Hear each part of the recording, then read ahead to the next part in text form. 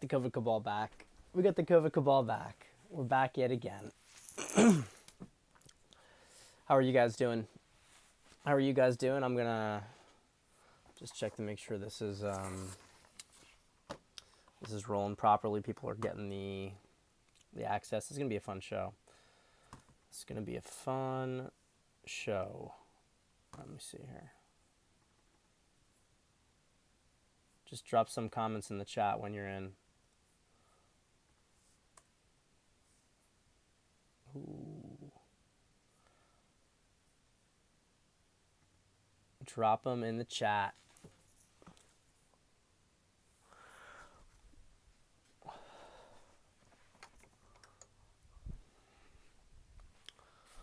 What's up? What's up? What's up? If you're here, drop it in the chat.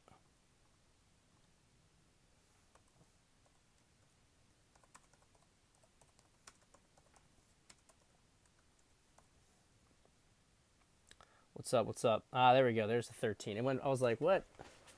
Well, it says there's one person here. What's going on, guys? What's going on? How you guys living? You guys ready? Are you guys ready? This is, I think, going to be one of the most exciting shows. We might even have some of the... If you guys want to go over the drama in the manosphere, we can go over a little bit of the drama in the manosphere. Just a little bit before we get into the main stuff. What do you want to talk about, Elvis? By the way, today's wine is a Dry Creek Sonoma Valley red blend. I suppose it's probably Cabernet Merlot. I actually didn't check.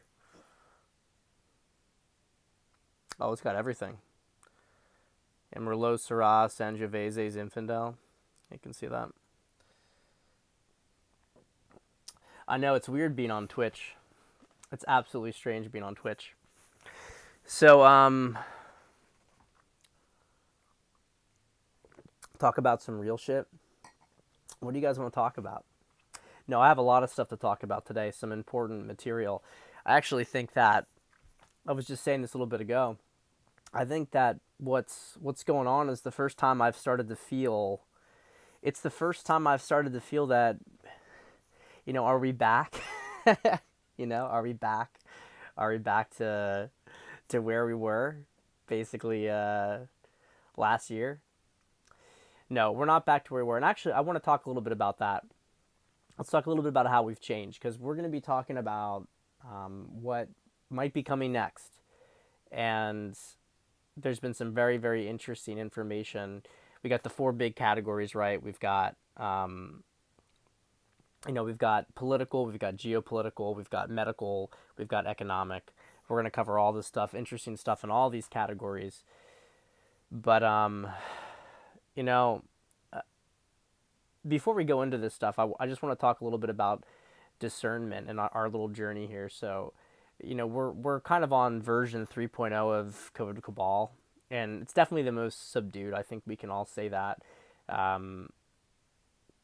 Maybe we're about to hit version 4, though. But, we had the first one where we were just talking about background of the information. And that was going on March through September. Those first 7 months.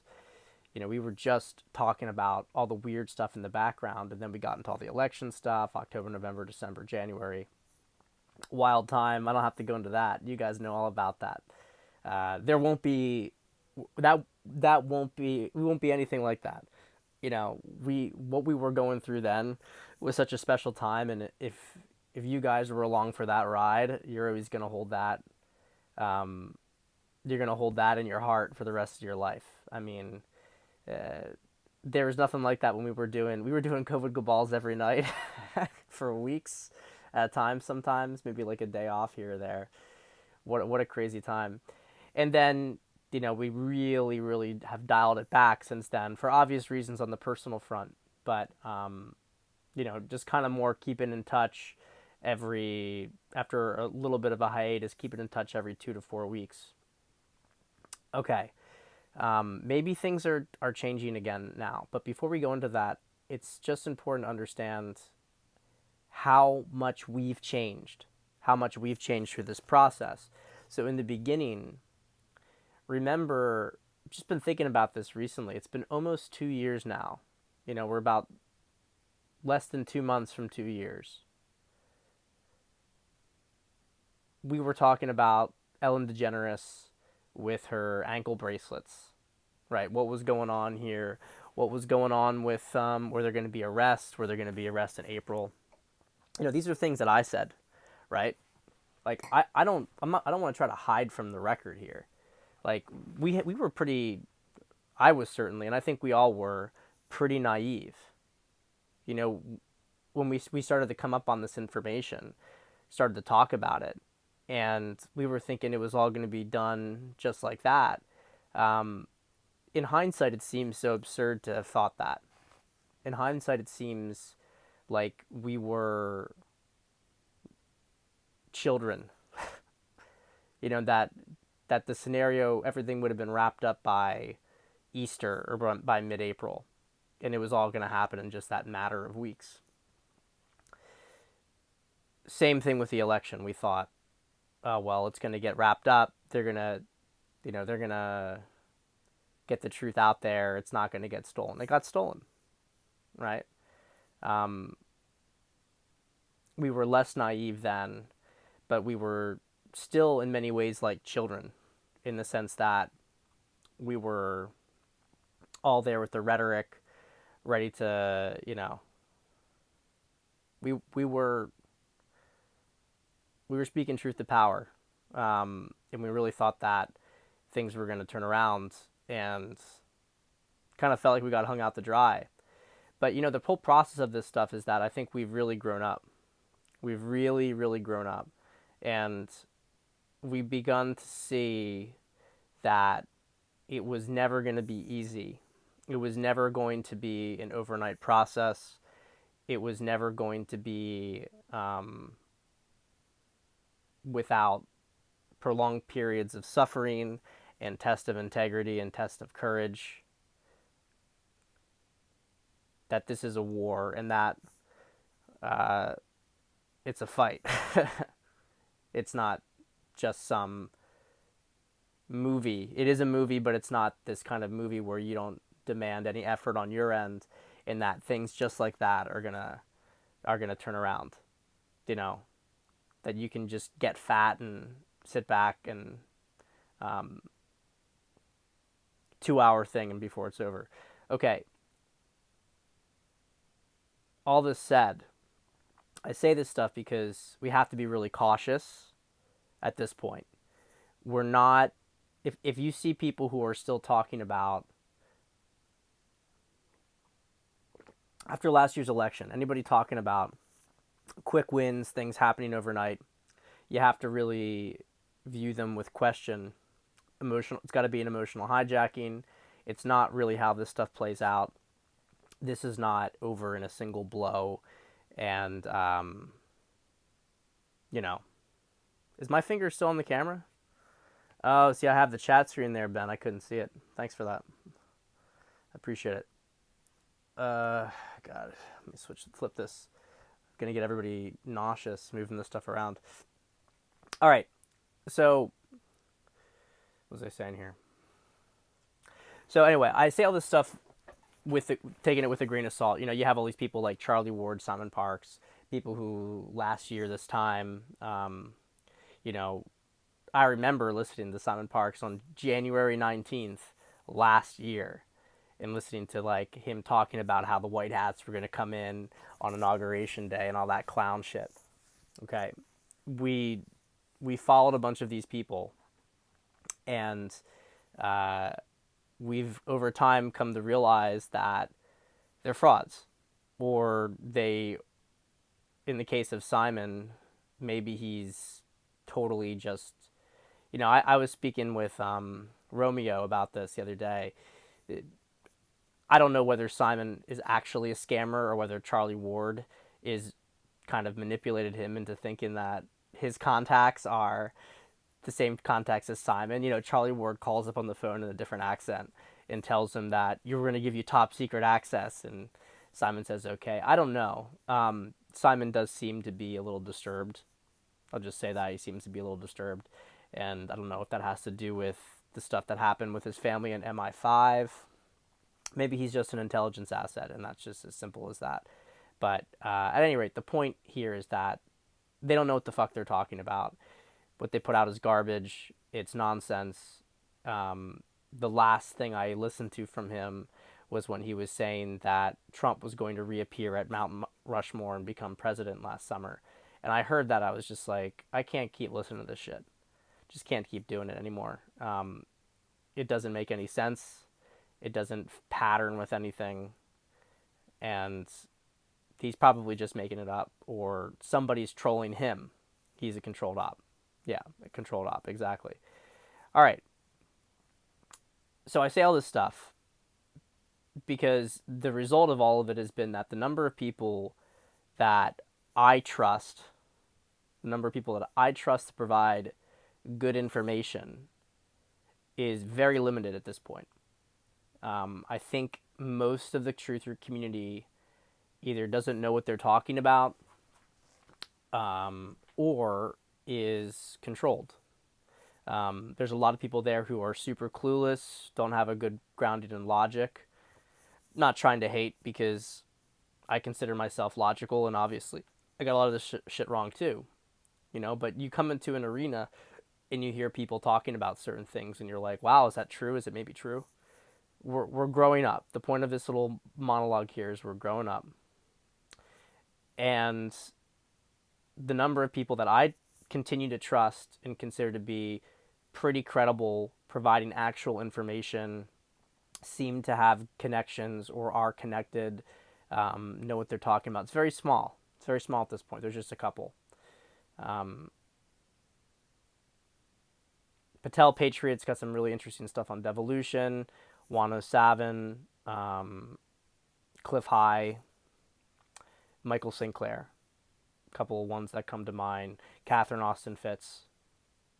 They all have different specialties, different areas. All right. So where am I going with all this stuff? I have to preface all this stuff because what I'm going to talk about feels very much like the old stuff, the fanciful,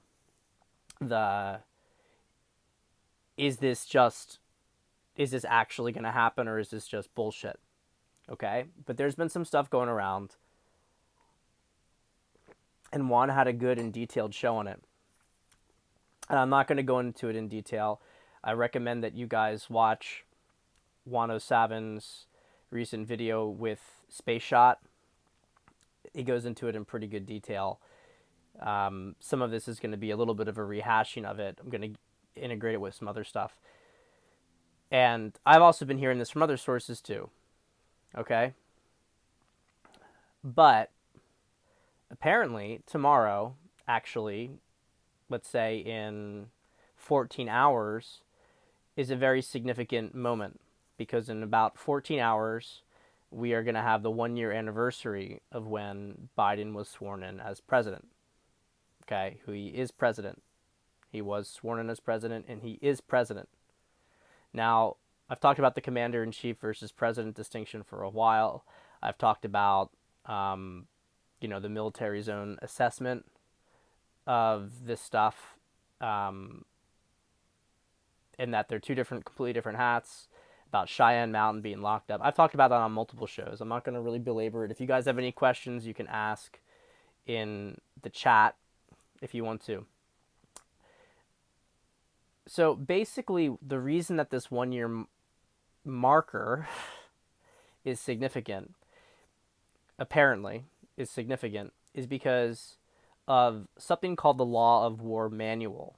Now, the Law of War Manual is not something that you and I would really look at, and it's not something that, frankly, a lot of people in the truther communities would have really cared about in the past. It's a little bit too granular, a little bit too detailed. It almost seems pedantic. And so I'm aware that even by making this argument, it's one of those things that, you really want to roll your eyes with. But basically, there are certain codes of law that are backed up in international law, Geneva Convention backed, that dictate terms of engagement and also terms of crimes. certain thresholds for certain crimes and certain thresholds for certain actions.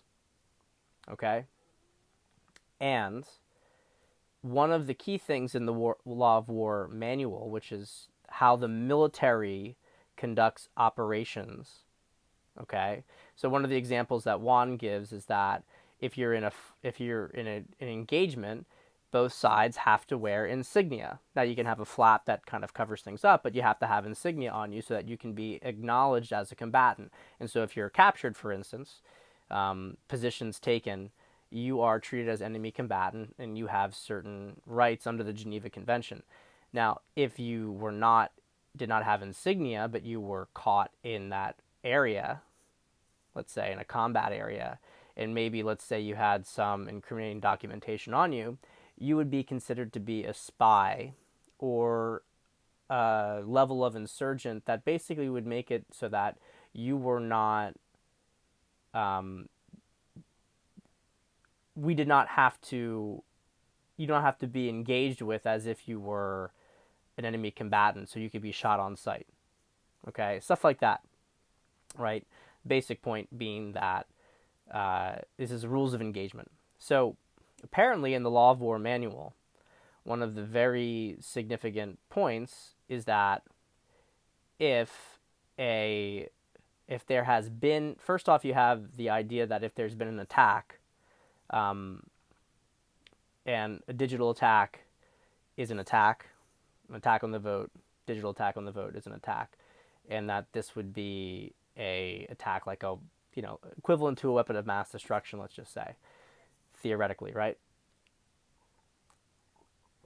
So if that had occurred, that would be considered an attack against the country, but that it would not require, or actually would require patience in the response to make sure that the target being responded to was the correct target. And one of the things that Juan goes into is I just totally forget the number of the submarine, but an incident that occurred during the Cold War where the Russians, it's not clear if it was the Russian government or a subset of the Russian government, but they tried to use a Chinese submarine to launch a nuke at Hawaii in an attempt to get us into a war with China, but that we would blame the Chinese. It didn't work out. The sub got sank. It's very interesting to think about how that all happened. But at any rate, the ultimate culmination of that was a changing of our policy from going to mutually assured destruction, where missiles in the air, we just fire back, to this sort of pause, absorb the hit, assess who's the actual target, who's the actual enemy, and then we return fire later on. Okay? So the point of all this stuff is that within the Law of War manual,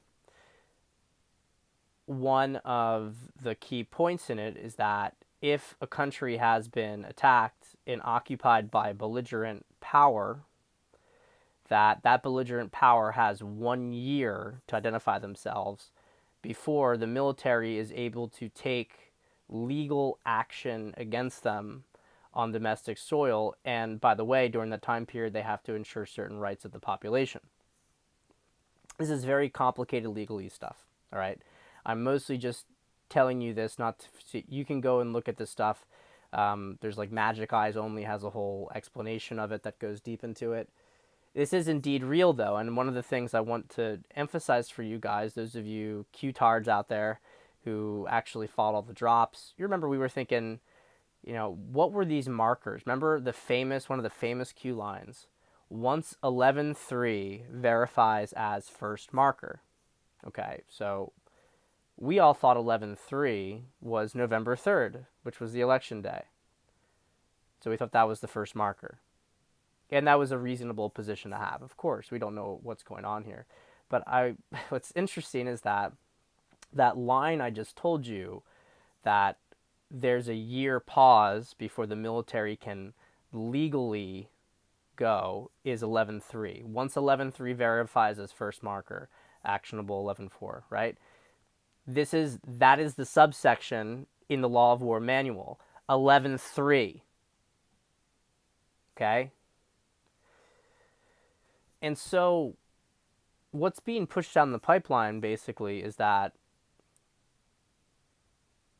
we are seemingly entering into a different phase, in that they had a year where the military legally could not respond, or if they did, it could subject individuals in the military to ambiguous trials of their own down the line. And that as of 14 or so hours from now, that will no longer be the case. Now, this is, again, very fanciful, and it seems very convoluted to say the reason that the military hasn't done anything is, you know, some fucking book. Seems kind of crazy to think about that. But remember, they also said always over and over again, it all has to be done by the book. I don't really care about that stuff, though. What I care about is that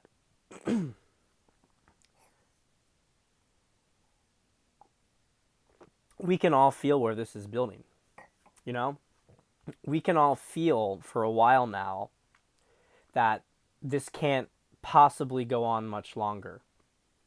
And there's a bunch of kind of weird things that correlate this. So let's talk about one of these weird things. I've talked about Guantanamo before. I won't go too heavily into that, but suffice to say, Pelosi, Schiff, all those people constantly say they want to close Guantanamo. And Guantanamo is actually being built out.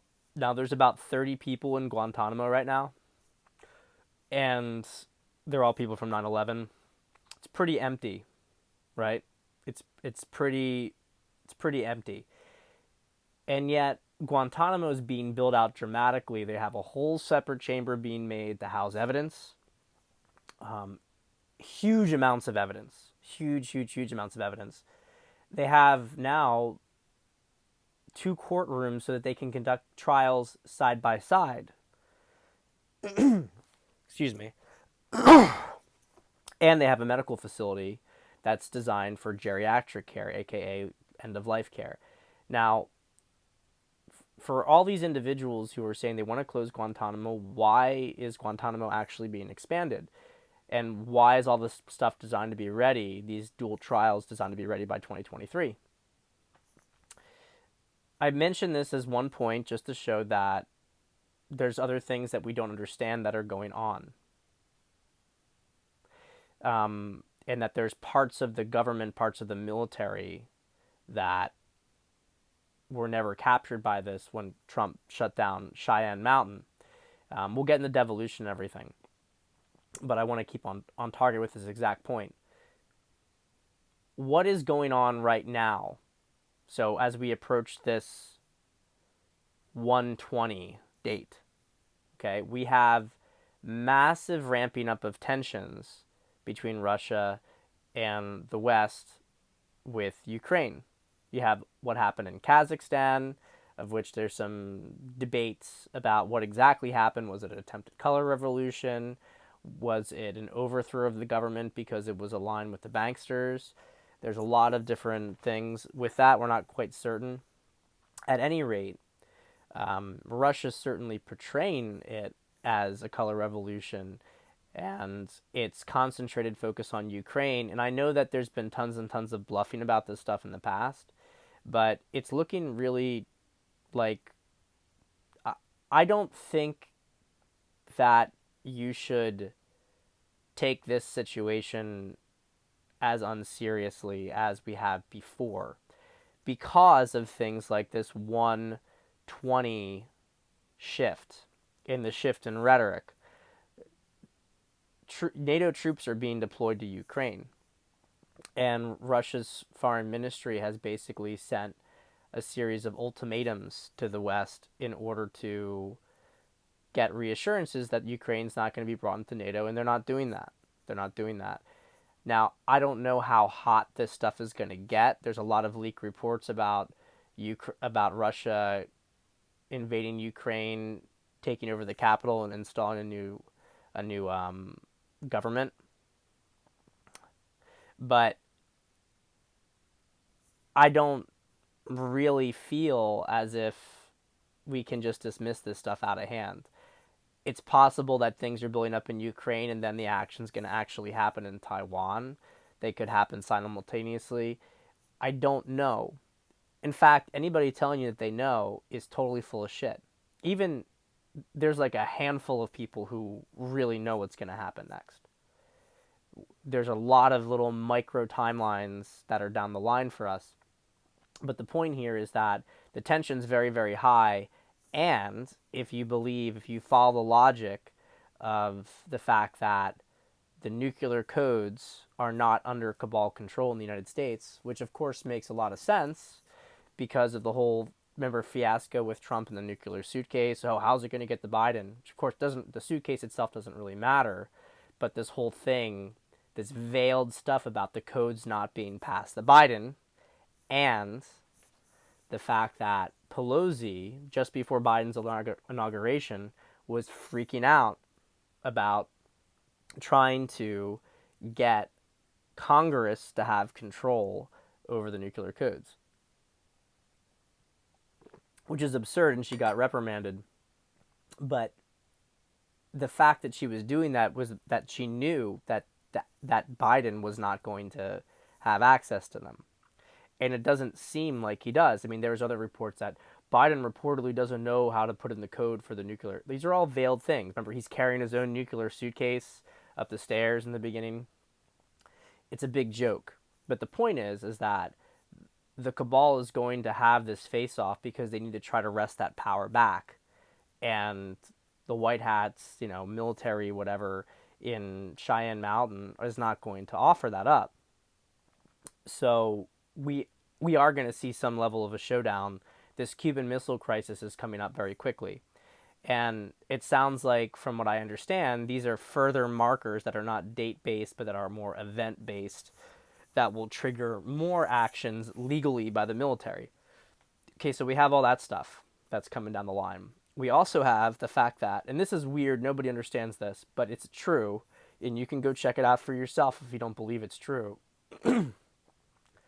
They are putting up blast walls around the White House. They're putting up blast walls around the White House. It doesn't make any sense. I don't understand it. No one understands it. But they're doing it. It's happening right now. It's been happening for the past week or so. So, there's a lot building that seems to indicate that things are going to start to accelerate quite a bit. And there's one last variable, and this is one I think that is probably going under the radar for a lot of people. And by the way, guys, I'm going to hit all your questions and comments. I just want to get through this, at least this portion, because it's relevant. COVID's dying. COVID narrative's dying. We're going to be done with the COVID narrative, I think, almost certainly by the spring. But look at today. We have the UK has now removed all restrictions, and you're seeing this more and more. They just can't keep it going anymore. I do think that a lot of this has to do with Omicron outflanking them. It's hard for them to justify it, but also the safety data is really getting out of control. There's just too much of it leaking out about what it actually is doing to people. We know that all-cause death for the 16 to 65 age bracket in the United States is up 40% on average. Okay?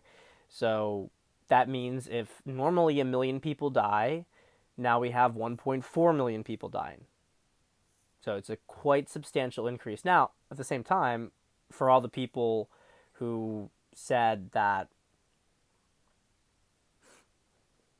this was going to be like 40% of the population, it doesn't look like that's going to be the case.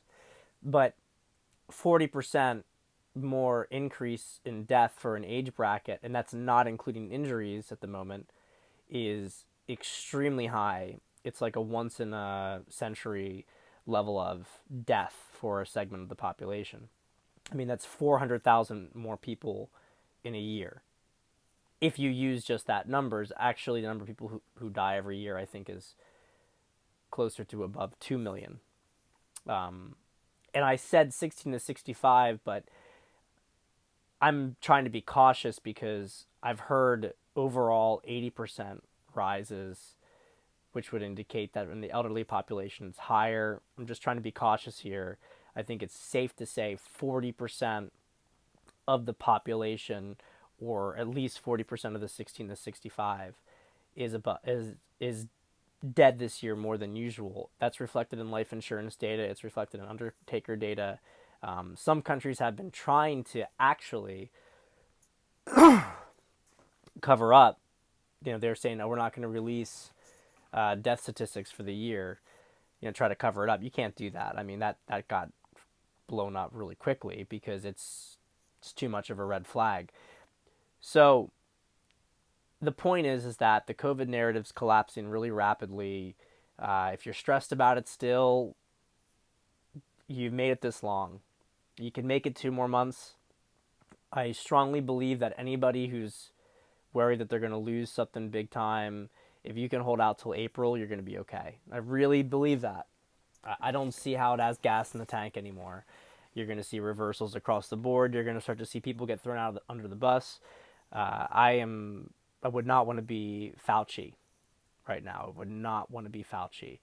The EU is backtracking big time on the safety stuff and saying the boosters don't work.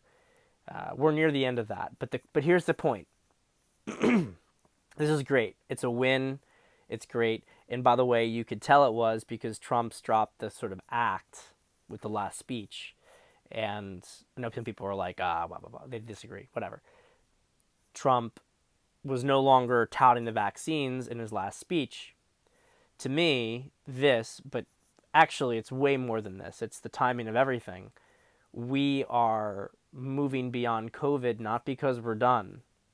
We're moving beyond COVID because we're moving into the next phase. They're not just going to let us focus on the COVID stuff. There's going to be a distraction for that. They're dropping it because it's not working anymore. But there's going to be other things to transfix the population. And that seems to be this geopolitical situation that's going to happen. And the economic one is not far behind. The economic one is not far behind. So it's going to get really crazy. The end of COVID is in many ways the beginning of the next phase of things. So it is going to be wild. What's coming up next is going to be wild. It's going to be wild, I think. From what I understand, we've been going through this like gradual collapse. Things are going to start to happen a lot faster. And my advice to you guys is stay out of the way as much as you possibly can. Stay out of the way, and try to get your ducks in a row. From an economic standpoint, it's impossible to know what's the best bet. And what I've kind of come to terms with, and I would encourage you guys to think of it in these terms, is that don't think. I mean, look, obviously you want to try to make the most gains for yourself. If you're a trader, if you can time the market, if you have special information, good for you. Do it. Do whatever you can do. However, I think that the wisest thing you can do is keep to the fundamental principle of how can I take myself out of the financial system as much as possible. It's not the economy that's collapsing, really. The economy has some problems because of supply chain, which is self-inflicted, and because industry got put overseas because of energy. But that stuff is pretty fixable. I mean, the United States is still robust. It's not what it was, but we can get back there. The real issue is the financial system. It's a big distinction. People use them simultaneously or rather interchangeably, but it's not an interchangeable thing. It's the Federal Reserve notes. Exactly, Steve. It's the Federal Reserve notes. The ferns, okay? They're dog shit. They're not worth anything. At this point in time, Federal Reserve notes are worth less than a penny of what they were worth when the Federal Reserve was created in terms of purchasing power. Okay, they're worth less than a cent. So a Federal Reserve note today purchases less than 1 cent of what a dollar would purchase just before the Federal Reserve. All right? So, and this is the whole argument with silver, gold, crypto. I'm agnostic about all that stuff. Silver and gold have both been manipulated. Silver dramatically, right? I said this before. I'll just say it really briefly. In the 1920s, a dollar was worth, an ounce of silver was worth about $23. Okay? About 10 years into the Federal Reserve, that was the case. And now we are at a spot where the where silver is worth exactly the same. It's worth exactly the same amount. Exactly the same amount. But the value of the Federal Reserve note has dropped like an enormous amount. I mean, magnitudes, right? Imagine what you could get in the 1920s with a dollar compared to now. And so you have the silver the same price. So we know that that market's manipulated, the gold market to a lesser extent. Um, you know, Cliff has said, I think it's like going to be, from Cliff's perspective, it's a 30 something change in value that we're going to see for silver and maybe a 5x value for gold. Okay. But the market is manipulated. So people haven't made money off of that yet. Now, when the financial system collapses, you can expect that to start to happen, but that's what happens, right? Right now, it's undervalued, and I'll just tell you really quickly why it's undervalued, because you might say, well, you're saying it's undervalued, but what do you mean by that? They constantly trade silver on the market, and they use these trades and these margin trades and everything to keep the price low. But what's being traded on the market is not what actually exists in reality. Okay? So understand this. They do this with dollars, but these are, with Federal Reserve notes, where they, if you knew a transfer, international transfer, for instance, in Swift, your money in the process of that transfer taking place over that day, right? It gets traded to a million different institutions and leveraged, and they basically lend money that isn't theirs and frankly doesn't exist. They use the illusion of it, and they make money off of the illusion, which is why if you were to make a run on the bank, you'd find out that they had very little cash on hand. Not suggesting people do this, by the way, but I'm just saying that you would find out that they have very little cash on hand. So it's all a big fraud. All right. So they do the same thing, however, with silver and other commodity markets to a lesser extent. The result of that is that people think that they have, if you buy silver stocks, for instance, you might think you have a certain amount of silver, but you don't. You don't actually own the physical silver because it doesn't exist. They've made it up. They've made paper notes indicating the existence of silver. So the point is, when it comes to silver and gold, you really need to make sure you either have it personally or you have it physically held in a custodianship. Even that's a little risky because they could theoretically confiscate it from those places. But the point is that it's not just that they're keeping the price down.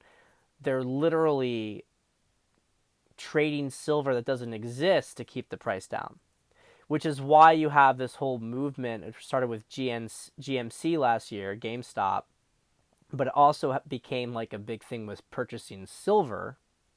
And Jeff Hennig is making some amazing comments here in the chat if you guys check that out. But basically, the silver is they're trying to buy up physical silver because they're calling the bluff. They're saying, okay, you're saying the price is $23 or so, right? I'm going to keep buying it.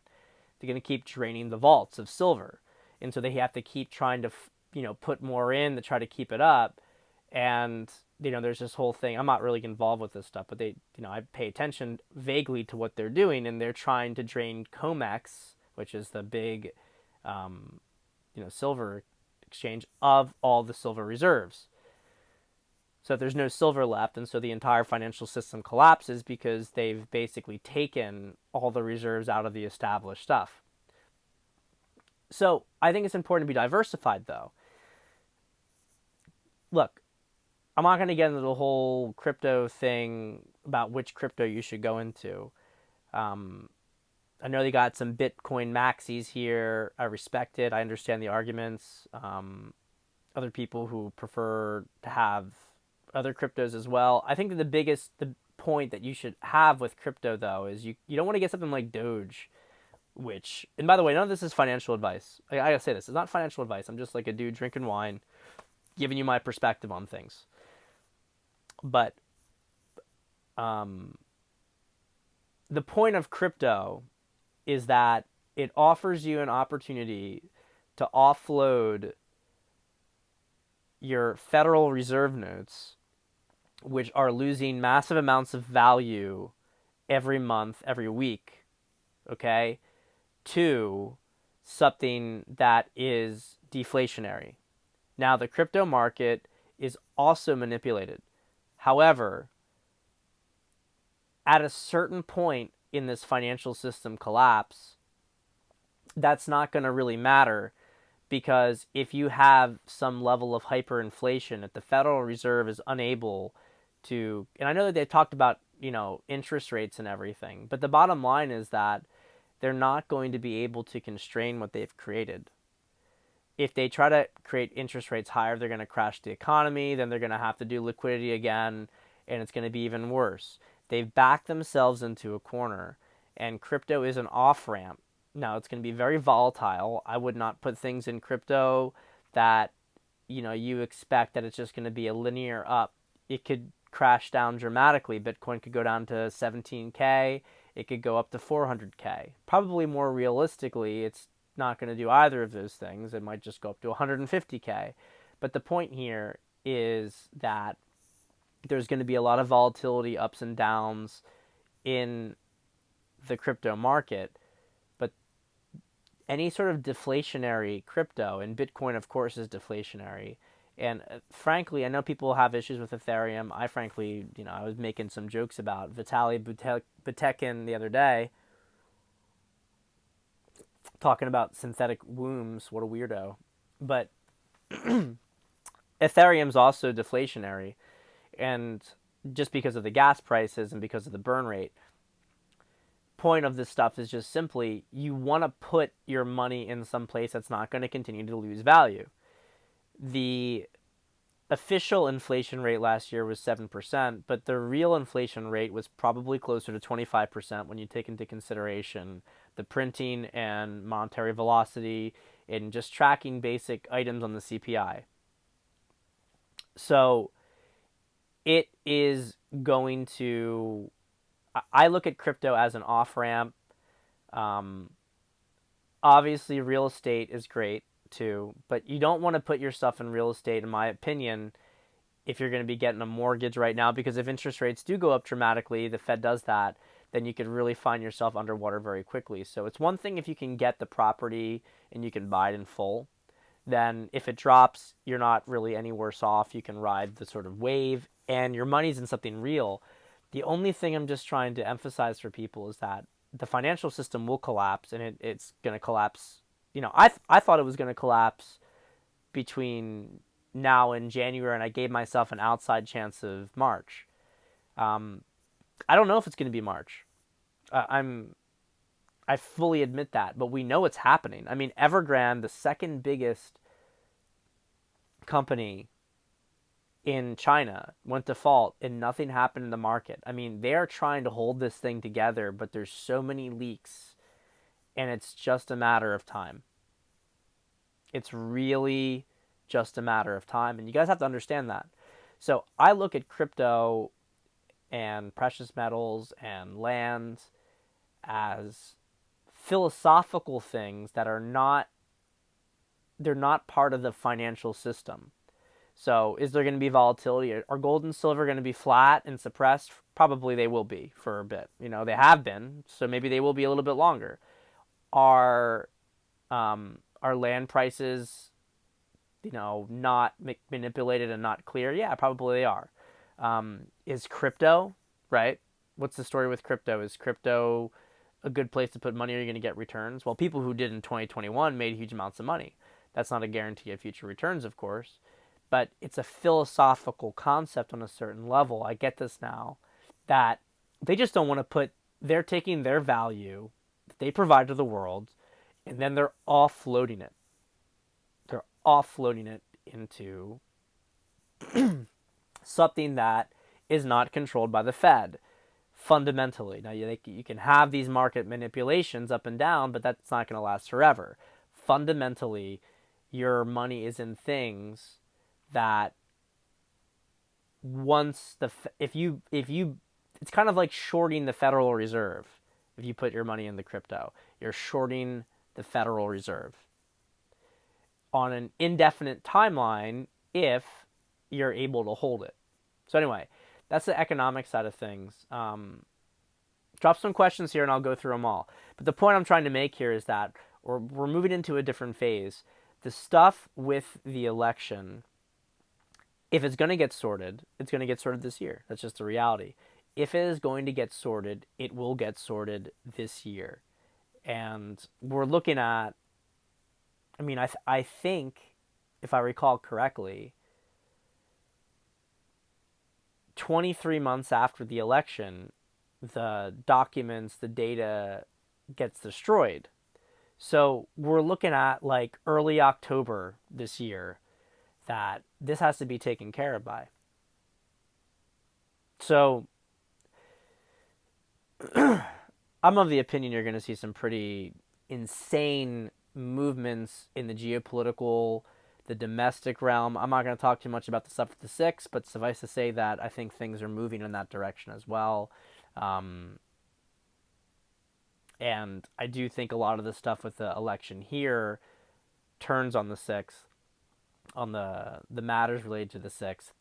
You have Ray Epps testifying. It's very interesting. But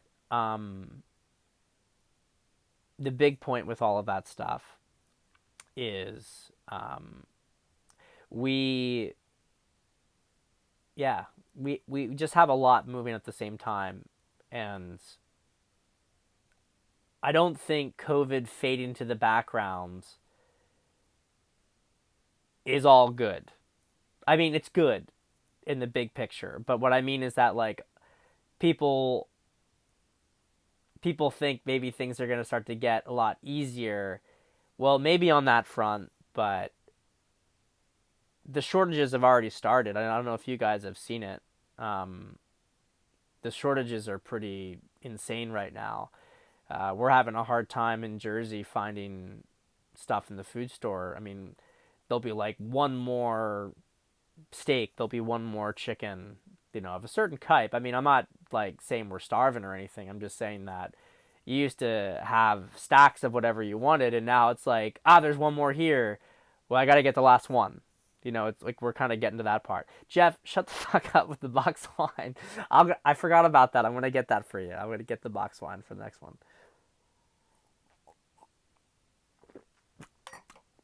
Yeah, everyone's going to be nostalgic for the good old COVID days when things were simpler. But you guys are still going to want to keep your heads down. But again, I do think that the election stuff, if it's going to get dealt with, remember Trump said very clearly, we can't do 2024 until we deal with 2020. We can't do 2022 until we deal with 2020. I mentioned this, I believe, on a prior show, but if Trump is going to be legally installed as president, it has to be done by Congress in the courts. It has to be done by Congress in the courts because it's a civilian position. It's not commander in chief, it's a civilian position. And so a theoretical possibility with this, again, put on your fucking tinfoil hat, is that we get a fair election in 2022 because of some arrests that maybe are going to happen relatively quickly in this acceleration. And so we actually get a fair election, and then that Congress is able to inaugurate. And then that would explain also why we wouldn't have a 2024 presidential election, because maybe then the cycle gets reset. So we're dealing with 2026 now. Fanciful. Who knows? But I do think we are entering a different phase. I think we can all feel it. I don't know about you guys, but this last month, at least, but certainly this last month, I mean, January felt like a fucking waiting room. That our Trump bets are going to pay out in worthless ferns. You know what? That is going to be the big fucking irony, isn't it? That's how they're going to get us. They're going to say, yeah, okay. Yeah, you guys were right. We'll settle. Here you go. And they're going to give us all this paper. That is going to be the funniest shit in the world if that's the case. The funniest shit in the world. Oh my god. No, I'm sure in that context that we'll be able to argue a little bit more substantively that, hey, this is not really worth anything anymore. Because, we're going to make that lawsuit in 2023. We'll time the lawsuit correctly for the right time. But yeah, it is a lot of weird energy. I feel like we've been in a waiting room. So I'm going to go look through some of these comments, and guys, feel free to drop some stuff. Let's see here.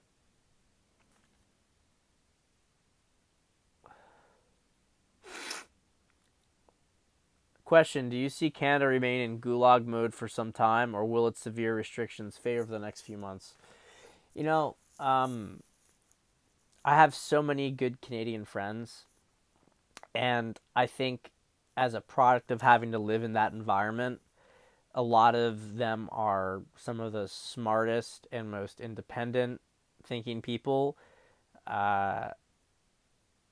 It's always interesting that in the United States media, you always tend to have a lot of Canadians and Brits who end up being big kind of, I don't want to even really use the term conservative, but I guess I'll just use it as a filler, commentators.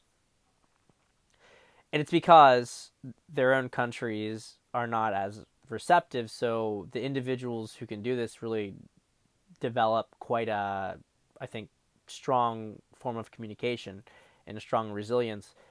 The point of this, of course, is just that I think Canada is quite far behind. And I do think some places it's going to be worse than others. I'll also say that it seems difficult to imagine that the mandates will be able to hold in Canada when they've collapsed in the United States and the United Kingdom and increasingly the rest of the world. It seems really difficult that they'll be able to hold on to that. I do know that the ball's moving in Canada. However, I speak to a lot of Canadians, and I've heard a lot of negative prognoses about kind of where the population's at. People very much in fear, very much in control. If that goes on, I think that you should be prepared for some nasty things to happen in Canada. So, yeah, I don't know. Trudeau's very nasty. He's a very, very nasty fellow, I suppose you could say. So, just keep yourself safe as much as possible. I would frankly have gotten out of Canada, Australia, New Zealand, just given the writing on the wall. Just didn't look good. your only hope is going to be that the macro changes so dramatically around COVID that they can't sustain it. But I have not seen domestically. I'm not in Canada. I'm just saying from what I've been told. I have not seen that it's hit the correct tipping point, because Canada's kind of like, in many ways, it's almost like Canada's just New York. And so you have parts of New York like upstate, which would be like Alberta, but so much of Canada is just would be New York and the New York suburbs.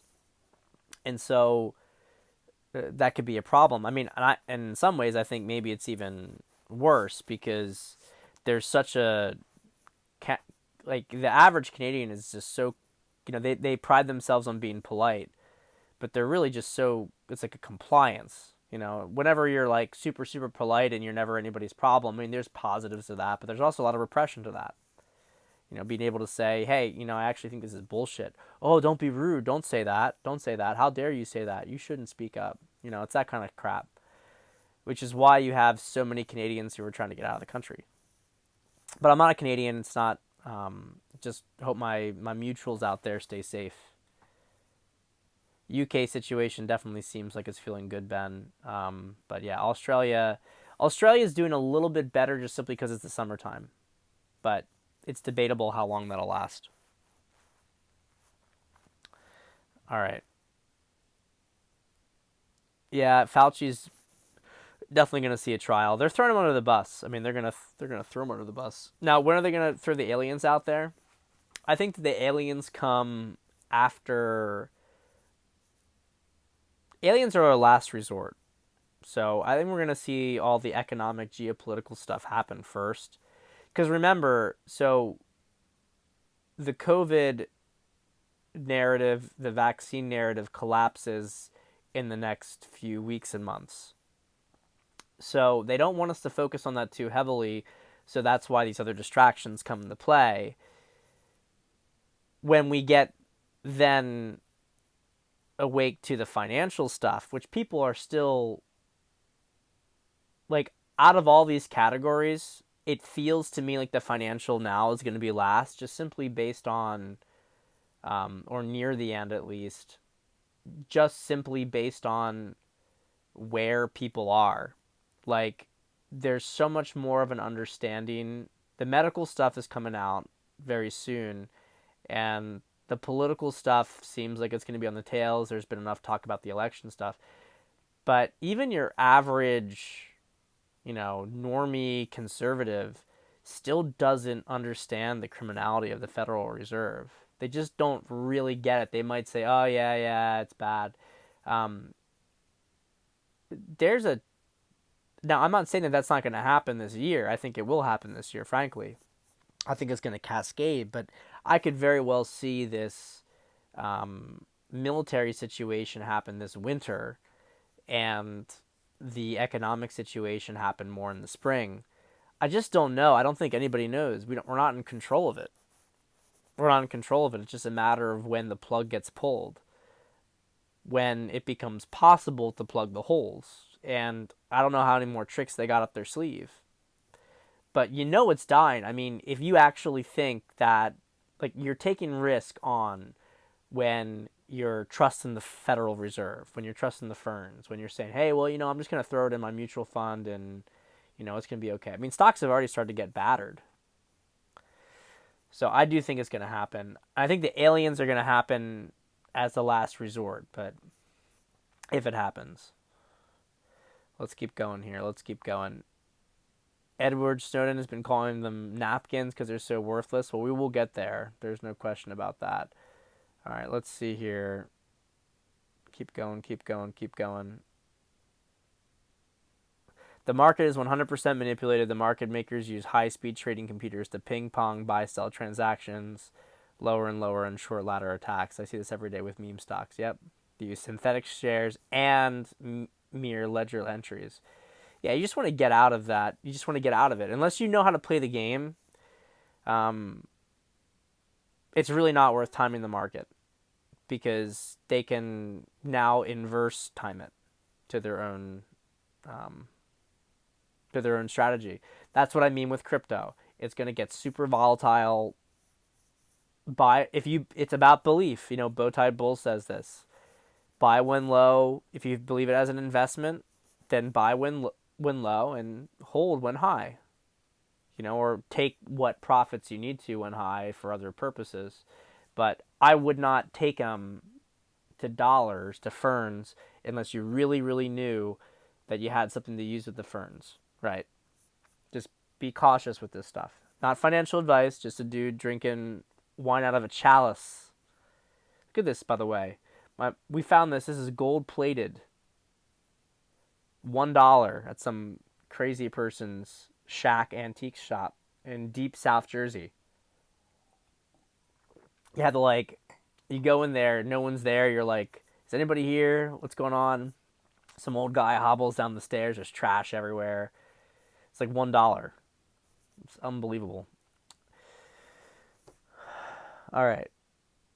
Let's see. So I'm just going to read some of these comments here. Can you explain how this ping pong method benefits the market makers? Is it simply by ensuring maximum fee paid for minimum value amount of stock? Jeff replies, the hedge funds are using crypto as their piggy bank. They're pumping and dumping the cash up so that they can pay for the rest of their market manipulation. Super interesting. There's some really good... I'm not going to read all this stuff, but what Jeff's talking about in this conversation between Steve and everybody in the comments, some really incredible stuff, and I hope you guys read it. But yeah, we are looking, I think February's... So people talk about the Pluto return. The Pluto return is... I've heard different opinions on this, but someone put 2/2/2022. The main one I've heard is 2/22/2022, so that's the end of February. However, I've also heard some people say it's later in the year. The idea of the Pluto return, for those who don't know it, the Pluto return is when the United States' astrological chart. Yes, countries have astrological charts. They have birth dates. Okay, the United States' birth date is July 4th, 1776. So Pluto returns to its same position over Philadelphia as it was on very interesting date, right? Look at the numerology, 2/22/2022. You can quibble about this stuff, but the fact is we're on the U.S.'s Pluto return. You can say it's not exactly that date, it's the week after. Okay, whatever, it's the week after. It doesn't fucking matter. The point is that we're on top of it. And the Pluto return is significant because in astrology, and I'm not the astro expert, you got to go to Paul Publisher for that stuff, but it's significant because Pluto moves through each part of the astrological, each part of the constellation, so to speak, about every generation. So it's kind of like Pluto gives a generational theme to a country, and it deals with almost a broader cycle of institutions and generational consciousness. So what happens during a Pluto return is a country dies / is reborn. So the United States is about to die, or it's about to be reborn. It is not going to continue how it is, and you didn't need to know astrology to know that. So that's the reality of the situation. You didn't need to know astrology to know that the United States is on the verge of collapsing or being reformulated. Now, a lot of the things that indicate in the future is that we are going to have a very different structure. We're going to have less and less of a nation-state structure as time goes on, and it's going to be much more of super decentralized, very local communities, and a lot of this stuff is very interesting, and I don't know how it's going to reflect in the physical reality. I do see massive decentralization occurring, however, and I do see Constitution becoming a global guideline on how to live, and that's happened to a much lesser extent in the past. Other countries have adopted the U.S. Constitution, but they haven't integrated it And I think now globally there's going to be this big integration of the U.S. Constitution, or the fundamentals of the U.S. Constitution. But I think February is going to be a particularly significant month. Another thing to look out for, astrologically speaking, that's been talked about quite a bit, and I actually might even get this wrong. I'm just not great at getting the details right in astro. But as I recall, Neptune and Jupiter face off in Neptune's home sign of Pisces in April this year. And that's supposed to be a very, very... astrologers are going crazy about this date. It's supposed to be a really significant alignment that's going to lead to massive, massive awakening. So it's kind of indicating that this is going to be a pretty big spring for things. A lot of other astro indicates, there's a lot of retrograde planets going on until early March. After that, we got, I think, Mars and Venus in Aquarius. It seems to me that that lines up pretty well with when I would start to expect, if we are going to start to expect some sort of military involvement. My guess is it's not going to happen in January or February. My guess is it's going to happen closer to March or April. That's just a feeling. So we could maybe see that happen in March. And maybe then we'll get some deltas with some of those Q posts. Maybe we were 2 years late. I'm not going to do what I did 2 years ago, though, and say, it's going to be Easter, maybe mid-April. I'm not going to say that stuff because we sound like idiots when we say that stuff now. Let's keep going. Yeah. Pat, off topic, and Ben, by the way, all your comments on Canada are totally on point, and I'm proud of you for jumping. Pat, off topic, but just thought it was interesting how karma came back around almost 1 year later with Colty working its way through Tate. Yeah, I mean, I made a quick comment on this stuff, but and look, I don't want to overly personalize this stuff because it's really not about me. It's about all of us. We're all on this journey together. I hope you guys understand that. I mean, we've all been going through the same stuff to varying degrees. I mean, I have my own personal situation, but we've all been, most of us have been on board with this stuff since, if not the very beginning, close to the very beginning, long enough. And a lot of our karma is tied to the collective. And I was talking about this with a client the other, just early today, actually. And, it's just wild to think about. When we go back a year, we just think about the pummeling we were getting. We were getting hit so hard. I mean, I was out here almost every day doing these shows, trying to keep up morale, trying to, hey, we got this, we're gonna make it.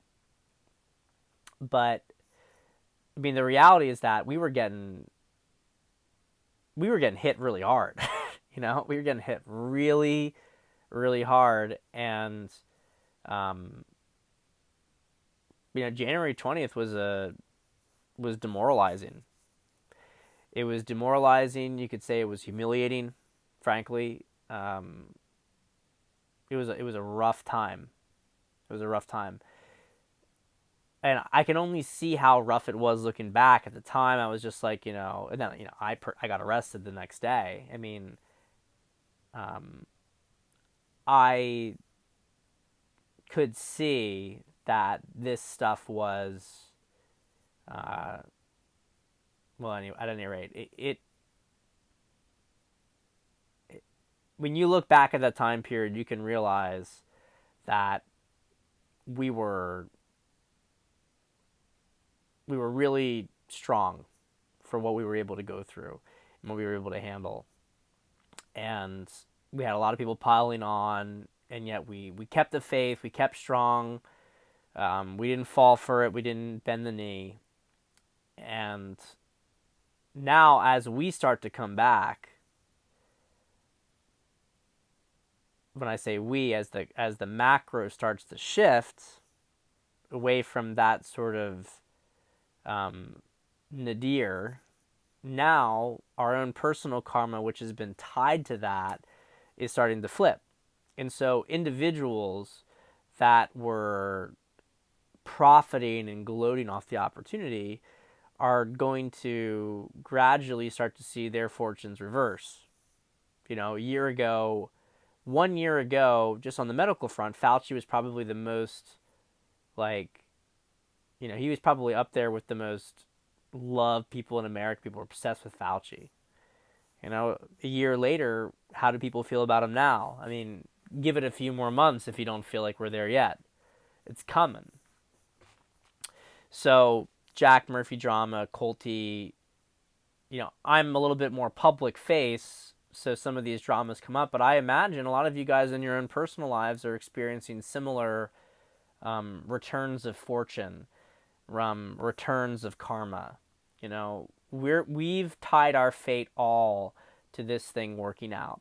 People can laugh at us about what we're doing, and they can say it's stupid. They can say, you guys are clowns. But the reality is that even if we were wrong, it doesn't matter. We tied our fate to it. We just did. We tied our fate to it. Nobody here expects that all this stuff collapses and that, yeah, it's going to be like great for all of us. No. We understand that our own personal lives are so intricately tied to the flip. And I mean that on so many different levels, to the flip. And that's what people call us light workers. They call us all sorts of fucking shit. But the bottom line is just that we picked our cause, we have our karma, we have our destiny, and some people are more opportunistic or they're not aligned with that energy. And as the good energy comes in and washes this filth away, those who have been aligned with it will prosper. They will prosper. Let's see here. Do I listen to Phil Godlewski? I do not, unfortunately. I don't. Please DM me on Twitter. I've actually never even heard his name, so I can't comment at all.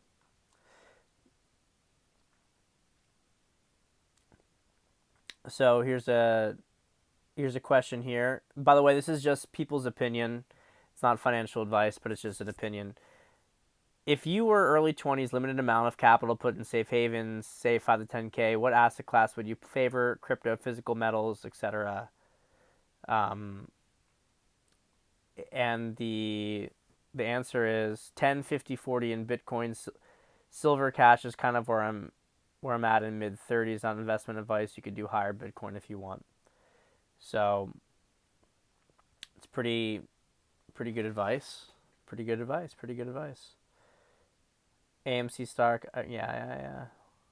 Interesting, yeah. A lot of interesting currency stuff here. Jeff's talking about. So yeah, guys. Ben, I'm thinking a lot about seasons these days. Anyone else feel like March 2020, summer 2021, or long winter, then quick spring, summer, fall, winter cycle or two, then new spring cycle coming up real soon?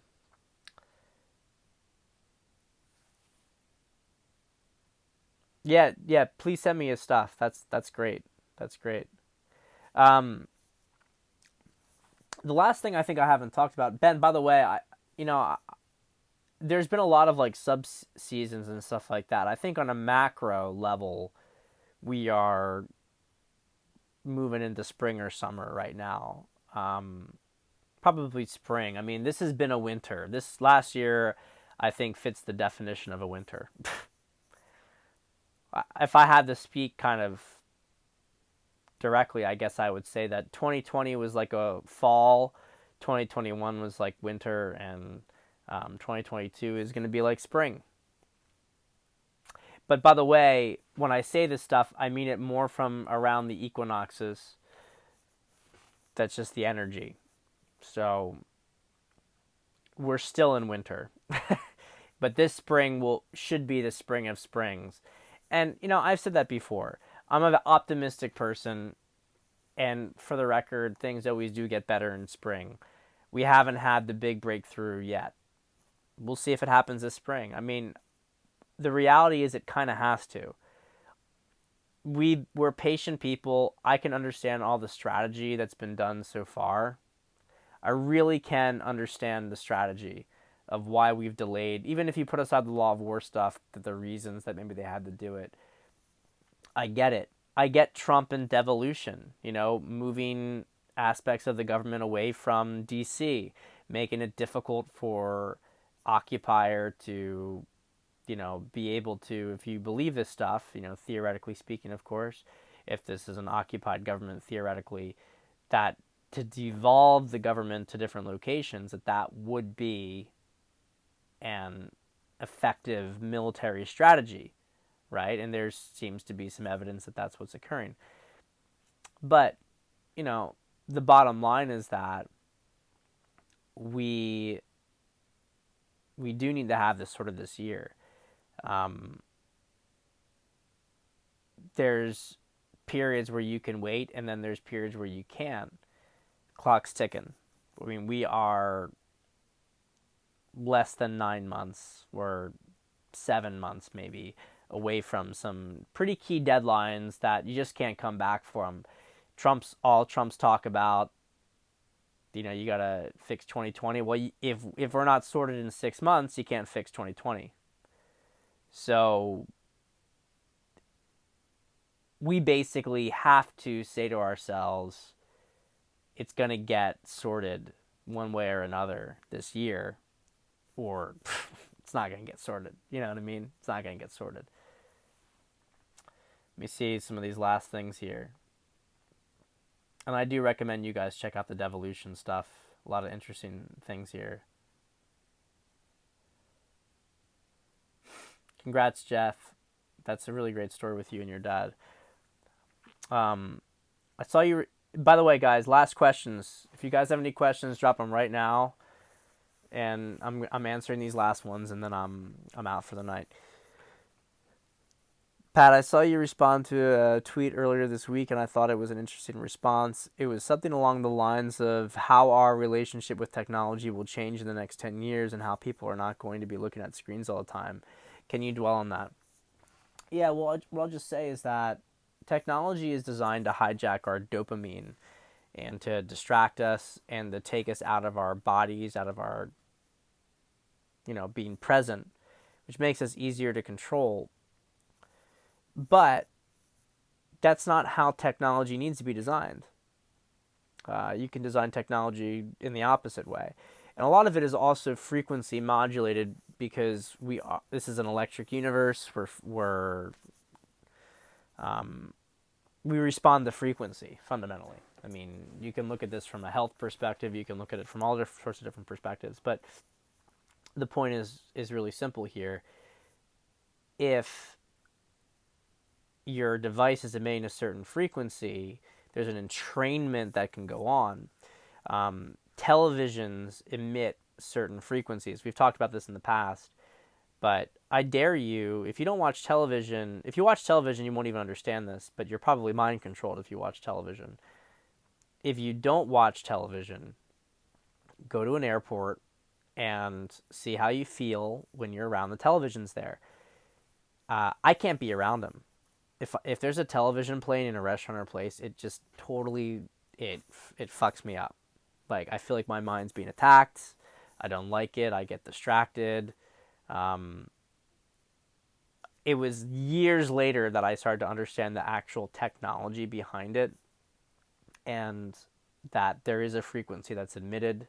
I've heard it called a lily wave before, after Lilith. It's a satanic reference. There are other perhaps forms of that. Yeah, Boomer's been watching for 40 plus years, and there's no, that's exactly right. And I have to say this, I give my parents credit. My parents, I was trying to figure out why was it my parents aren't perfect or anything, but why did they get it? They don't watch television. They don't watch television. Okay? So there's the content of the propaganda, and that can be manipulative. And you can get that for physical media, right? You can get that through all sorts of things. You get that through social media, for instance, too. But that emission is not being given. There's a certain frequency. It softens your mind and it makes you more open to suggestion.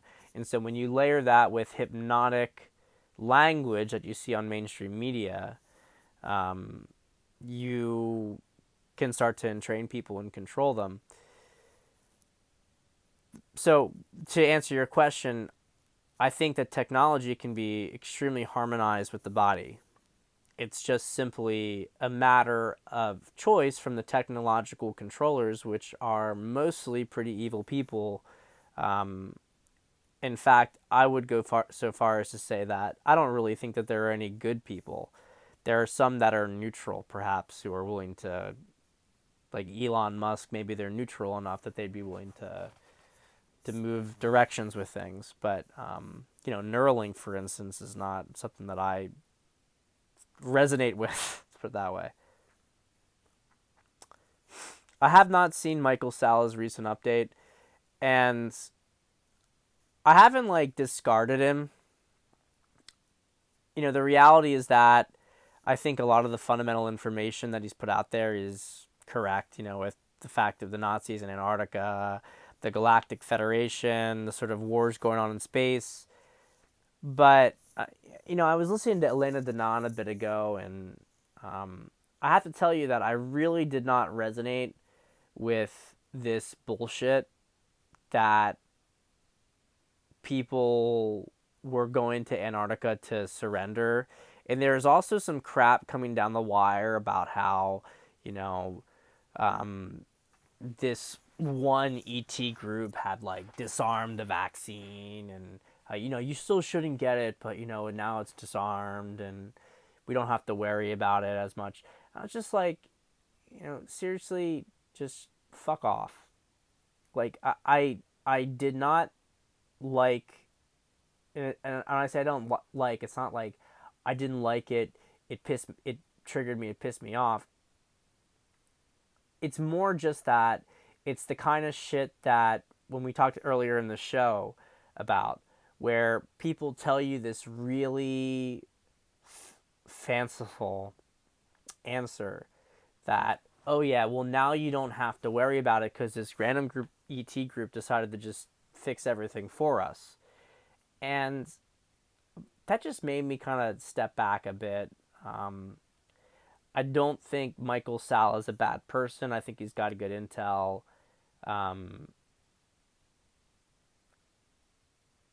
I also like Elena Danaan. I mean, I don't get negative energy from her. I'm just saying that I don't think this fight's over.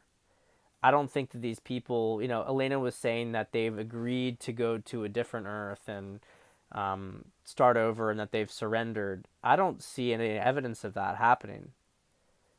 I don't see that happening. It doesn't make sense to me. To me, these people are still fighting. They are still fighting.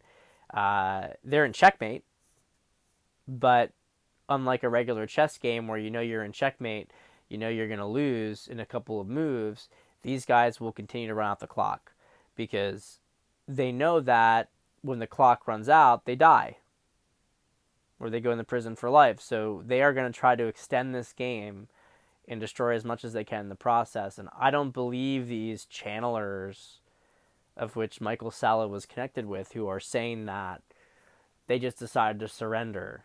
That is not in their character. It's not in their character. They're not the kind of people who do that.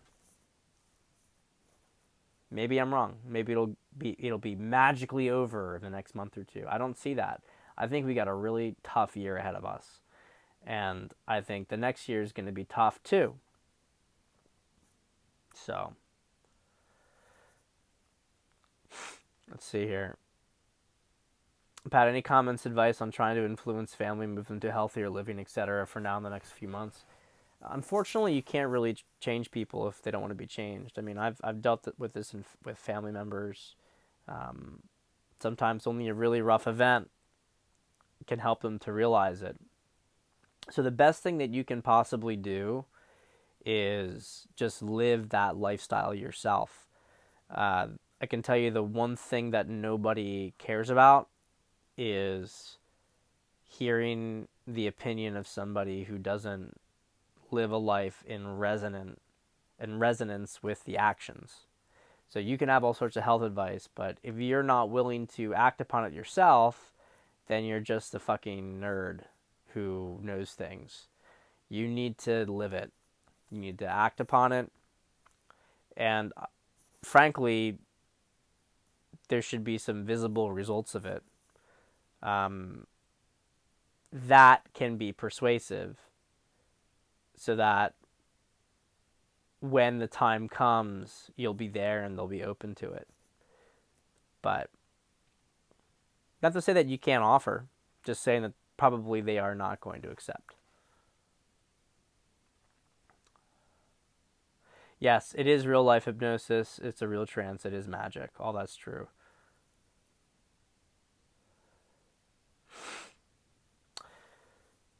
Well, anyway, guys, I think we're good for tonight. Getting pretty tired. We'll see what happens. We're always going to be doing these at least once a month, 2 to 4 weeks usually. But hey, if stuff starts to pick up, we'll have more to talk about. But, as Cliff said recently on his last show, and I've said this before as well in the past, there's really not much to talk about in terms of, hey, what's the new information? We are at the point now where we need to be prepared to act, survive, whatever. But we know the background. It's just a support group for each other, helping each other with strategies to navigate this crazy new situation we're probably going into. So, take care, my friends. That's, I guess, the best I can say. And I will see you soon. I love you all.